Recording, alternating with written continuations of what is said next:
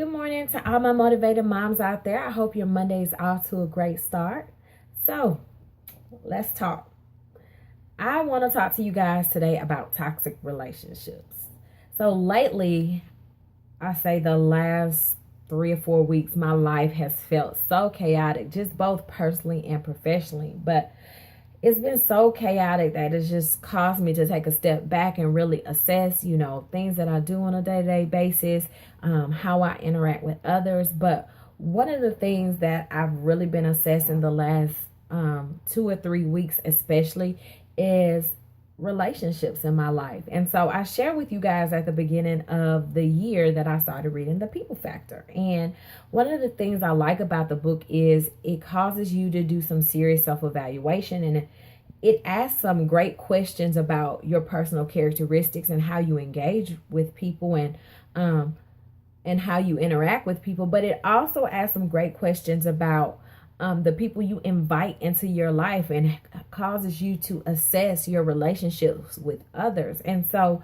lately, I've just really taken a step back and really assessed how I engage in the people that are involved in my inner circle. And so one of the things that I really wanted to focus on with you guys today is, how do you eliminate toxic relationships or toxic people out of your life? Well, first, you got to know if a person or a relationship is toxic. So I guess the best way to really identify that is really assessing that relationship and see, is that relationship more beneficial, or when you walk away from that person, do you feel drained? Because some people or some relationships can feel like an endless black hole. So if it seems like the person that you're engaging with is always negative, they're always expecting you to bail them out of something, you're their go-to person for solving problems, and they guilt you anytime you have something more important going on or something else is a priority, it might be a toxic relationship. I mean, of course, just those 2 or 3 things, 3 or 4 things wouldn't be the determining factor, but that's a strong indication or a red flag that, hey, that relationship may not be the most beneficial relationship. And another thing that I started really considering is, when you pour yourself out into a person, at any time, does that person or does that relationship pour back into you?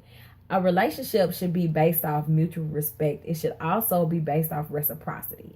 So, it's a give and take in any relationship, and friendship shouldn't be the same, shouldn't be any different. But I'm not talking about just toxic people or toxic relationships only exclusive to friendships. It could be an actual intimate relationship that you're in. One of the things that I've been finding lately is that in order to eliminate toxic relationships, sometimes you have to set boundaries in place. And when you set those boundaries or draw the line in the sand, you can't feel guilty about choosing yourself first or choosing your family first. I think the biggest thing for me is, once you draw that line in the sand, don't defend it. A lot of times, toxic people will try to engage you into this guilt trip or shame you into not making them the priority in your life. However, if you draw that sand and you draw that line in the sand and stand behind it, they don't have any other choice to respect it. And if they really are a person who's only about them, then after a while, they'll kind of get the hint that, hey, this person's not backing down. And they'll probably go their separate ways because they're not the center of attention. But one of the, 3 tips I would give you is, avoid entering into toxic relationships. If you feel like you're in a toxic relationship, really do some assessing. Ask yourself some questions about, is this relationship draining you? Do you benefit at all from this relationship? Are they always relying on you to be the fixer in their life or the problem solver in their life? Set firm boundaries.